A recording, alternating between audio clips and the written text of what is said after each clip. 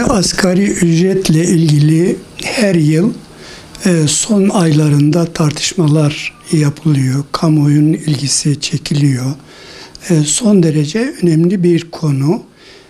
Ancak bu son birkaç yıldır asgari ücretle ilgili durum daha ciddi, daha dikkat çekici bir durumu var, bir yanı var. Bu da artık toplumun, çalışanların %10'u değil de %50'sine yakın bir kesim asgari ücretle yaşamak durumunda. Onun için asgari ücret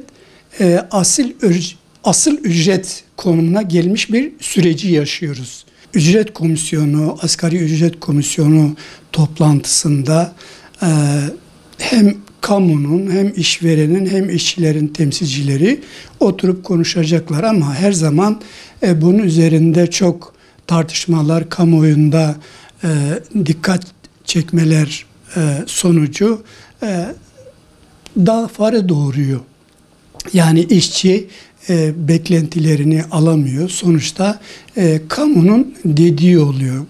Bu yılda içinde bulunduğumuz durumu değerlendirdiğimizde gerçekten yoksullaşan tüketici çoğunluk kesimine yönelik beklentimiz onun en azından temel ihtiyaçlarını karşılayacak bir rakamın verilmiş olmasıdır.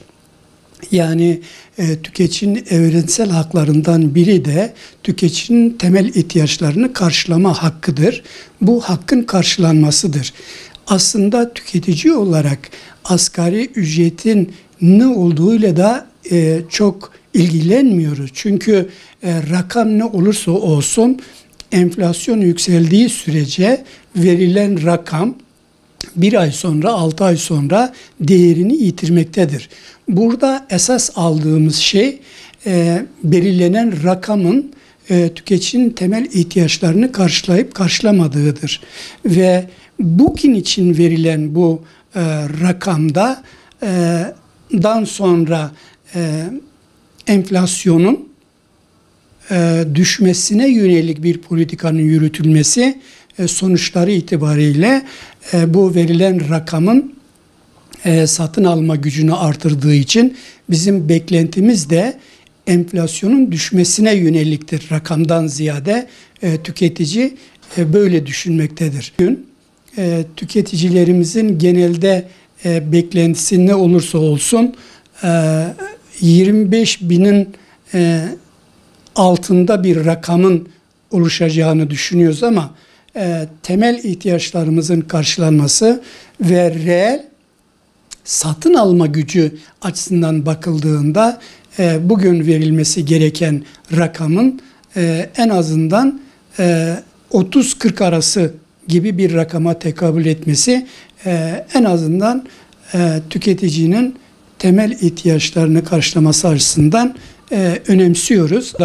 Rakamdan ziyade enflasyonun tek rakamlı hanelere düşecek bir sürecin işlemesi bu verilen paranın elimizde kalmasını gerektirir. Ama her yıl gördüğümüz şudur, bu rakam verildiği zaman ilk önce yeni yılda yeniden değerleme oranlarıyla verilen bu zam ilk önce kamu tarafından geri alınmakta.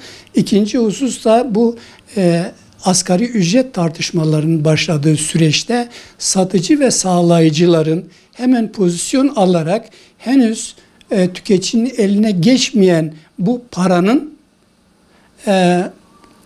zamla nasıl geriye alınabileceğine ilişkin etiketlerini değiştirdiğidir. Burada devlet belirlediği bu asgari ücretin yanında dediğim gibi bir enflasyonun düşüş sürecinin tüketici lehine gelişmesi, tek rakamlara düşmesi.